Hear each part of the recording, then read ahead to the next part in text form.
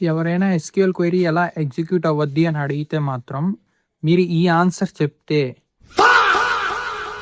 So, ఈ వీడియోలో నేను ప్రాపర్‌గా ఎలా ఎగ్జిక్యూషన్ ప్రాసెస్ జరగద్ది ఎస్‌క్యూఎల్‌లో ఎక్స్‌ప్లెయిన్ చేయబోతున్నాను. సో, వీడియోని ఎండ్ వరకు చూడండి. ఫస్ట్ ఆఫ్ ఆల్ మనం అనుకున్నట్టు ఎస్‌క్యూఎల్ క్వెరీలో సెలెక్ట్ నుంచి స్టార్ట్ అవ్వద్ది. అది ప్రాపర్‌గా మనం రాసేటప్పుడు ఫ్రంట్ ఎండ్‌లో. వన్స్ అది బ్యాక్ ఎండ్ డేటాబేస్‌లోకి ఎళ్ళంగానే అది స్టార్ట్ అయ్యేది ఫ్రమ్ నుంచి. అంటే ఏ టేబుల్ నుంచి మనం డేటా కావాలి అని చెప్పి ఎగ్జిక్యూట్ చేసుకుంటది ఫ్రమ్ నుంచి. తర్వాత అది ఆటోమేటిక్‌గా వేర్ క్లాస్‌లోకి వెళ్ళద్ది. ఫిల్టర్ ఔట్ చేస్తది. అంటే మనకు కావాల్సిన కండిషన్స్ అంటే ఫిల్టర్స్ ఉన్న కాలమ్స్ ఆర్ ఉన్న డేటాని రిటర్న్ చేసుకుంటుంది. దానివల్ల ఏమవుద్దంటే క్వెరీ అనేది బాగా ఆప్టిమైజ్ అవ్వద్ది.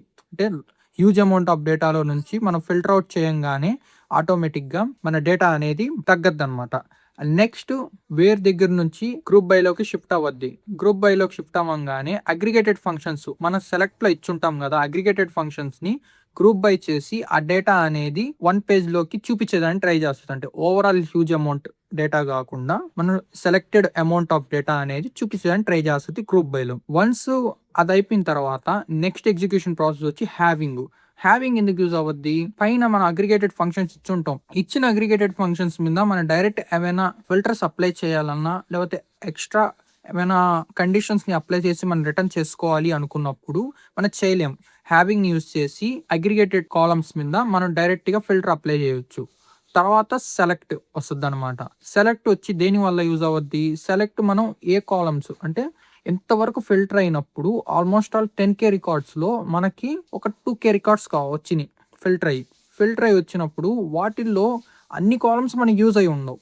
సో, ఫ్యూ కాలమ్స్ మనకు కావాలి. అంటే నేము, ఫోన్ నంబర్, అడ్రెస్ కావాలనుకోండి. సో, ఈ 3 కాలమ్స్ మనం సెలెక్ట్ చేస్తాం.